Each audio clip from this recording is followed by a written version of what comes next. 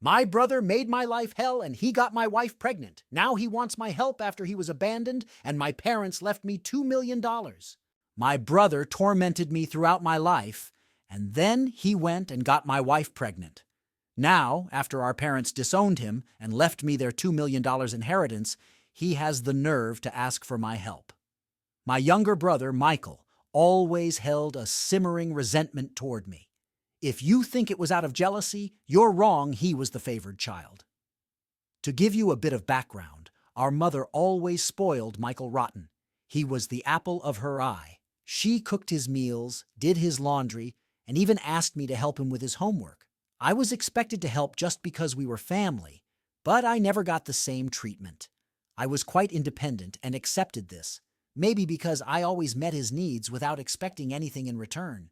He never lifted a finger to help me and only came to me when he needed something. I was a quiet, introverted kid who enjoyed studying and being alone, while Michael was loud and boisterous, much like our dad. I tend to be straightforward and honest, which I think led my mother to see me in a negative light. This favoritism made Michael the darling of the family, and I didn't mind it much while we were growing up. However, things took a turn when he started bullying and mocking me for being different. He would make fun of my height and the fact that I wore glasses.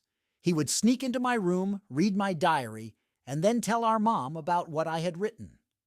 When I yelled at him and complained to our parents about his invasion of my privacy, they would laugh it off, saying it wasn't a big deal. He did worse things, like almost breaking my glasses and putting disgusting stuff in my food. He even once put small stones in my cereal, but luckily, I found them before they could damage my teeth. When I told my mom, she dismissed it, saying, VDJNJ, this is how brothers bond. GAKJ.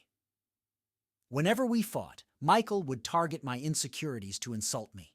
We went to the same school, so he knew I was being bullied by some kids.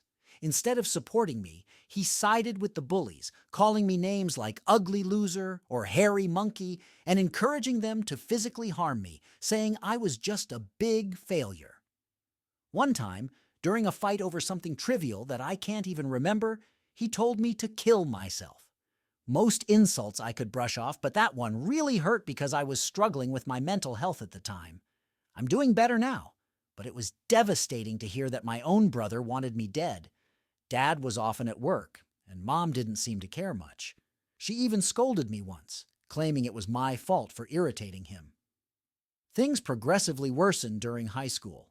There was a shocking incident when Michael tried to set my hair on fire, and unbelievably, our mother defended him, claiming he was just playing. Seriously, who behaves like that? Thankfully, my dad eventually took my side and pointed out the seriousness of the situation. He even threatened to call the police on Michael. This was a real eye-opener for my brother, as he had never faced any consequences for his actions before. He was genuinely stunned, and my dad made it clear that enough was enough and that Michael needed to start respecting his older brother. Later, Dad came into my room to talk. I never expected his support because he always told Michael how similar they were, which was true. Dad admitted that he had waited for years, hoping Michael would mature, but he was slowly realizing that Michael was becoming a big bully. Hearing this from my dad was incredibly validating, and I almost broke down in tears. I confessed everything Michael had done to me over the years, and even mentioned the bullying at school. My dad was shocked at how much I had endured. The next day, he spoke to the principal to ensure the bullies were warned about severe consequences if they continued. That evening, Dad signed me up for MMA classes at our local gym, telling me I needed to learn to defend myself and stand up to the bullies in my life. I admit that a nerdy kid like me trying to learn to fight might have seemed laughable, but I was determined. I balanced my studies and daily workouts, and the MMA classes completely transformed my life. One day, Michael was up to his tricks again. He stole my pocket money, which we received for helping with chores. I'd been saving it for a while. Michael sneaked into my room and took it. I caught him just as he was about to cycle off with his friends. I demanded he return my money, but Michael taunted me, saying all I could do was run to Daddy for help. I don't know what came over me, but I punched him in the face. He was stunned, fell backward, and I retrieved my money from his pocket before throwing him back down. Michael started crying loudly, the whole scene was surreal. My mother hurried over to Michael, concerned and frantic to know what had transpired. When she learned I had struck him, she was astounded and immediately reprimanded me, insisting that I should be a better example for Michael. Michael, of course, took delight in my scolding. My mother then complained to my father about my behavior, insisting I needed to be controlled. With a serious look, my dad demanded that we both explain ourselves. I recounted how Michael had stolen the money I had diligently saved, while Michael tried to defend himself, claiming he needed the cash for a date and that, as his brother, I should have helped him out. Dad sternly told Michael he was lucky I only punched him for stealing, as anyone else might have called the police. He emphasized that Michael had no right to take other people's belongings without permission. Michael didn't take this well and threw a fit, likely hoping our mother would take his side. But Dad stood firm. When Michael realized he wouldn't be punished for being hit, he screamed that he hated me and stormed off to his room, slamming the door behind him. After that incident, Michael began to distance himself from me. He finally understood that he couldn't bully me anymore and that even Dad had stopped supporting his antics. For the first time in a long while, I felt like we were on equal footing. Though he could no longer physically harm me, he turned to verbal insults when our parents weren't around. His behavior grew worse with age, becoming more angry and short-tempered each year. If I approached him with a question, he would ignore me and mutter insults like nerd or loser under his breath. If he needed to communicate something, he would relay it through our mother instead of speaking to me directly. When I asked her why Michael couldn't just talk to me, she urged me to be more understanding. I couldn't tell if it was just teenage angst or genuine hatred. Over time, dealing with his comments became unbearable, and I longed to move out and get away from him. I repeatedly asked my mother to arrange a sit-down conversation for us to resolve our issues, but she always refused, saying she didn't want to get involved. When I asked her opinion on why Michael treated me this way, she would dismiss the question. Eventually, I left for my dream university, having earned a scholarship as a top student. My dad threw a party for me, and even my mom seemed proud. However, Michael remained aloof and distant, barely acknowledging my achievements. The day I left for university was a mix of excitement for the future and relief to escape the toxic home environment. The first few months at university were liberating. I made new friends, enjoyed my classes, and started to build a life separate from the oppressive atmosphere of my childhood. The constant fear of Michael DTM's verbal attacks lifted, giving me a newfound sense of peace.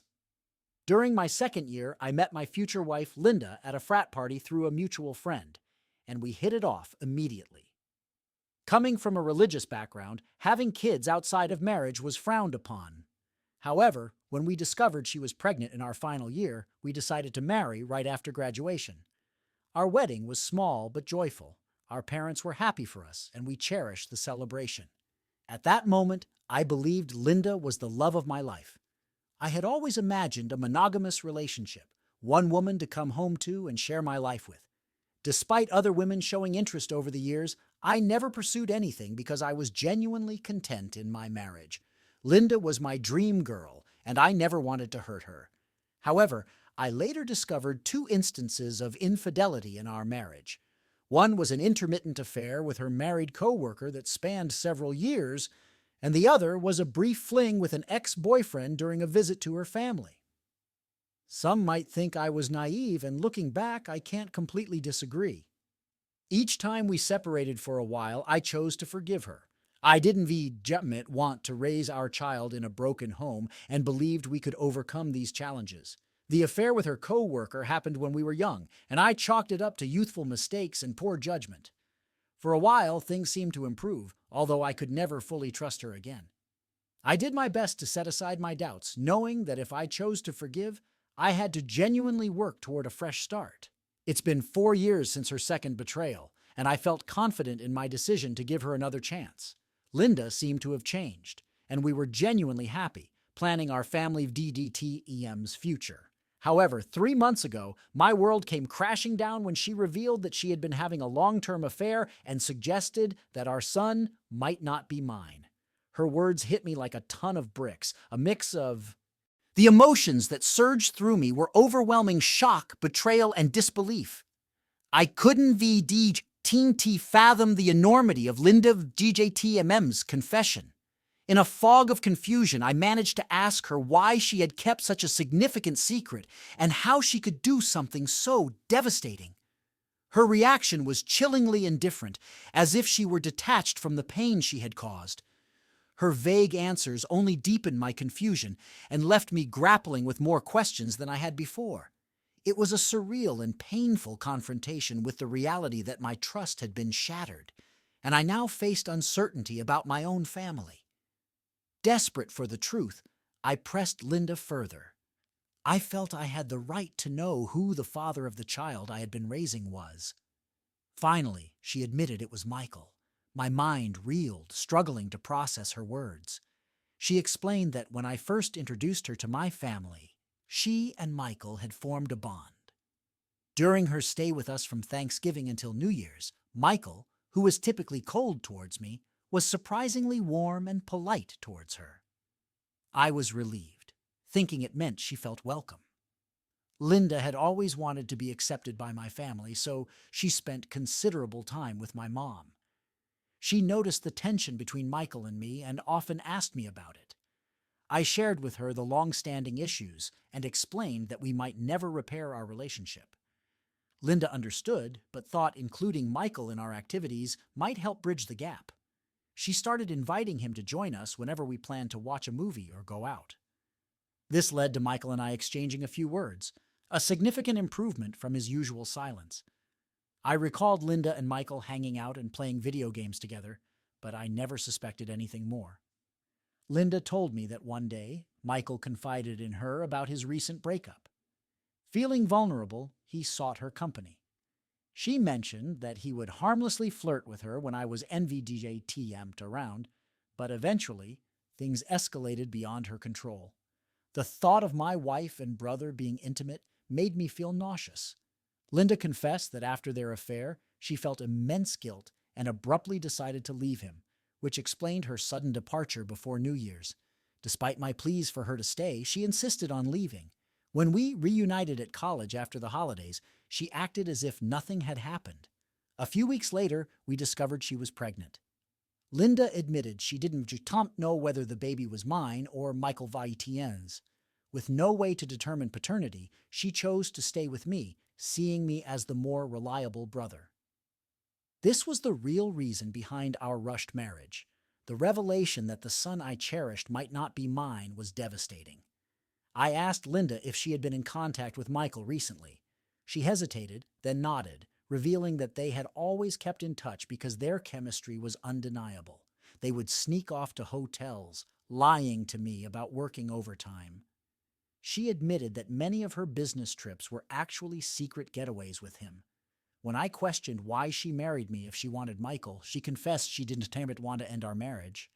She saw me as a wonderful father and decided to stay, despite her ongoing affair. She claimed it was a mistake that spiraled out of control. I told Linda I appreciated her honesty but made it clear that I was leaving. She began to cry, pleading for forgiveness and expecting me to lash out. Instead, I silently packed my clothes. Linda insisted that if I loved her, I should fight for our marriage, and that mistakes happen in every relationship. When she realized I was NVJTMT going to react, she shifted tactics, saying our son would suffer from a divorce and that children shouldn't TMT grow up in broken homes. I reminded her that I might not even be the father, which made her cry harder and accuse me of cruelty. It seemed she believed there was nothing that could make me leave. Maybe it was my fault for tolerating so much in the past. While I did love her, my love was tied to the belief that we had a son together and the history we shared since college. Linda kept insisting it was in VJTM too late to fix things, but I couldn't VJTM believe her anymore. Trust was broken and her words felt empty. Even if I forgave her, I could never forget her betrayal with my brother. IVDJTMV always believed in forgiving mistakes because we've team are all human, but this was beyond forgiveness. I left her crying on the doorstep and checked into a hotel. The next day, I went straight to my parents and told them everything about Linda JTM's affair with Michael. I explained how they had been secretly involved for years. The shock on their faces was undeniable. True to her nature, my mother initially tried to defend Michael, insisting that her son could never do such a thing to his own brother. Determined to expose the truth, I asked my parents to stay silent and let me call Michael while they listened. I wanted to catch him off guard, thinking he was having a private conversation. When Michael answered, I immediately confronted him about the affair. He vehemently denied it at first, refusing to take any responsibility. But when I told him that Linda had already confessed, he shifted blame, calling her characterless. He arrogantly claimed it wasn't VJTM his fault if women found him attractive, boasting that he was the more handsome brother. I told him firmly that I would expose him to everyone. Michael laughed, saying no one would believe me because he was the golden child. I scoffed at his arrogance and thanked him for confirming the truth, knowing our parents had heard everything. Suddenly, Michael went silent, then began to stammer, trying to salvage his image. My mother, still in shock, demanded an explanation from Michael. He stuttered, attempting to justify his actions and blame everyone but himself, desperately trying to shift the guilt onto Linda. I watched as my mother, who had always defended her favorite son, now grappled with disappointment and anger. It was a strange sense of vindication for me. After years of enduring Michael JTM's torment, the truth was finally out. Michael stood exposed, his actions laid bare for all to see. As his words faltered, my father, who was usually reserved, couldn't hide his disappointment. He asked me to hand him the phone and began speaking to Michael. VDJNJ Michael, VDJKJA, my father started, his voice heavy with disappointment. VDJNJ, what you've done isn't Varatam, just a betrayal of your brother. It VDTM's a betrayal of this family. You slept with your brother VJNTME's wife and continued the affair even after they were married. Your actions have severe consequences and have irreversibly shattered our trust in you. I raised you both to value family, loyalty, and decency. What you've TMV shown today defies everything IVDTMV tried to teach you. DJKJ? He paused, letting his words sink in. VDGNG, your complete disregard for your brother VDJ Tim's feelings and the lack of respect for his marriage are unacceptable. You've not only hurt him, but also torn apart the fabric that holds our family together.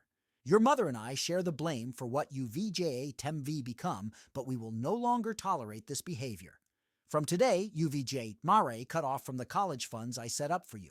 UVJ TM will have to figure out how to pay your tuition on your own.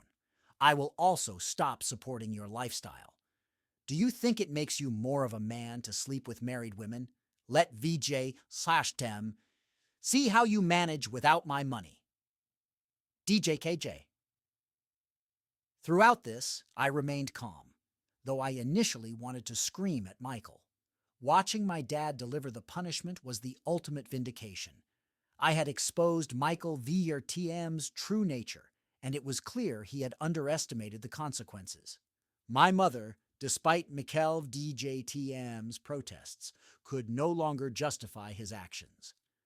My father ended the call abruptly, shutting down Mikhail JTM's attempts to explain himself. Afterward, my mother approached me and hugged me tightly. It had been years since we shared such a moment, but in that embrace, there was a silent acknowledgement and support amid the family turmoil.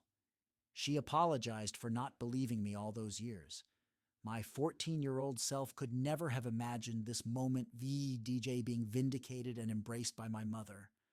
Following this, my dad helped me find a competent lawyer to handle my divorce from Linda. She and her lawyer tried to fight dirty, demanding alimony since I earned more than her, but her affair played heavily in my favor. We also conducted a paternity test, confirming that Michael was indeed the father of the child. This revelation was even more painful than discovering Linda DATM's infidelity. I was furious that the son I had loved and raised was NVJTM'd mine. Despite Linda DATM's pleas for me to continue visiting my son, arguing he shouldn't JTM suffer for the situation, I couldn't JTM bear to see him. He reminded me too much of Michael, and it filled me with hatred. After the divorce was finalized, I felt a sense of freedom wash over me as I moved into my own bachelor pad. Living alone felt surreal, as I had married young and never truly experienced independence. However, my naturally independent nature allowed me to quickly adapt to my new lifestyle, and I found joy in it.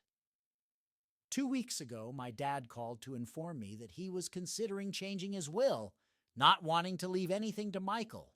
My father is incredibly stubborn, and once he decided to cut Michael out of his life, he stuck to it. Michael tried reaching out to our parents and even showed up at their house, but Michael turned up at our parents' doorstep, pleading for forgiveness, but they refused to let him in. Even my mother, who had always been lenient with his tantrums, seemed resolute this time. It must have been hardest for her. Michael never reached out to apologize to me, which showed he had no real remorse for his actions. He was only upset about being cut off financially. Dad informed me of his decision to leave everything to me, ensuring Michael wouldn't contest the will. He planned to leave Michael just $1. I was stunned my dad had worked tirelessly his whole life, and his assets, retirement fund, and life insurance amounted to nearly $2 million. The only condition was that if Dad passed away before Mom, she would continue living in the house, even though ownership would transfer to me. This was fine with me. I wanted to care for my mom in her final days. Michael somehow learned about this. Unable to reach our parents, he called me in desperation, trying to make amends. He explained that he was struggling in college, and after Linda found out about the paternity, she had been demanding child support. He claimed he had no money and was searching for part-time jobs but couldn't TMT find anything. He begged me to talk to our family on his behalf, asking for a fresh start. I laughed and told him I was done with him. I reminded him that he should have considered the consequences before betraying me so deeply. Michael argued that I was being unfair and that Linda was equally to blame. I agreed, but reminded him that I had divorced her, making her his problem now. He shouldn't be calling me to complain about her or their child, as these were the consequences of his own actions. When he started to raise his voice, I interrupted, reminding him that he was no longer the family VJ/TM's golden child, but the black sheep who had slept with his brother VJ/TM's wife. Michael broke down in tears, telling me how everyone, including our extended family, had turned against him. While it was true, it was no longer my concern. I told him we were done and that he should never contact me again, as I no longer considered him my brother. Since then, IVDJMEV replayed that conversation in my mind. Despite my anger, hearing Michael cry stirred something in me. I wondered it hurt to see him so helpless. So, IVJ Timium here to ask for advice. Should I speak to our parents on his behalf, or am I justified in cutting him off completely? Update 1. Hello, everyone. Many of you have asked why I am no longer in contact with my son James, and some have called me cruel. I need to explain that I cannot raise another man VJ/TM's child. This is NVDTM, a typical stepfather situation. I was deceived into believing James was my son, only to later find out he is actually my brother Michael VJ/TM's child. Naturally, this revelation was devastating, and I cried over it for days. The main reason I have cut off contact is that I want Linda out of my life completely. Staying connected to James means Linda will always have a way back into my life, and I need my space to heal. You may think IVTM heartless, but I can VD him to see him ever again, at least not for a very long time. Update 2. Many of you guessed correctly, it was my mother who told Michael about Dad changing his will, prompting Michael to call me as a last-ditch effort to reconcile. I confronted her about it in front of my dad. She broke down, saying Michael had suffered enough and learned his lesson.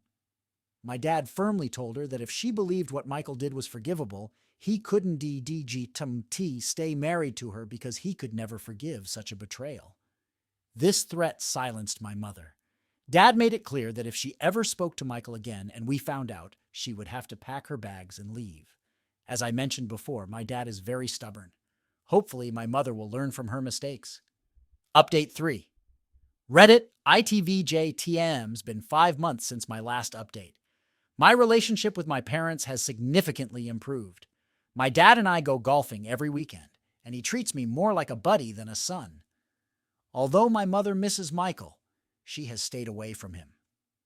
The last I heard about Michael was from a cousin who said Michael had been asking everyone for money and eventually had to drop out of college because he couldn't VJTMT afford the fees. He and Linda are living together now, and he has a part-time job as a mechanic.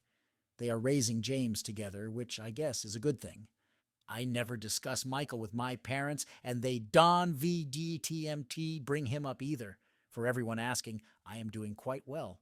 I was promoted at my job 2 months ago, which has significantly improved my salary. I haven't JTMT been dating anyone, as I feel I still need time and space to heal. IVJTM, I've been going to therapy, so we've DJTML, see how that works out. Thank you for watching. And if you haven't VDJTMWT subscribed yet, please do so and hit the notification bell to stay updated with more shocking real-life stories.